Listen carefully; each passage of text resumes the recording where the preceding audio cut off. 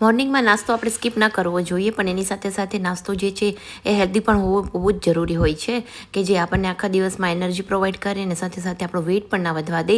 તો આજે weight loss માટે એક બહુ સરસ મેં રેસીપી શેર કરી છે, જે છે ઓટ્સ અને પનીરના ઉપમા.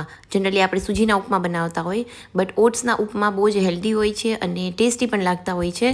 તો એકદમ બેઝિક રીતે મેં અહીંયા ડ્રાય ઉપમા જો પ્રિપેર કર્યા છે, બહુ જ સરસ ટેસ્ટમાં લાગે છે અને જરૂરથી ટ્રાય કરજો. પનીર સાથે ખાવાથી એનો ટેસ્ટ બહુ જ ફાઇન આવતો હોય છે. એ પછી જો એકદમ મસ્ત ચકલીઓ દેખાય છે. અમારા ઘરની સામે બર્ડ સેન્ચુરી છે ને, એટલે બર્ડ્સ બહુ જ બધા આવતા હોય છે.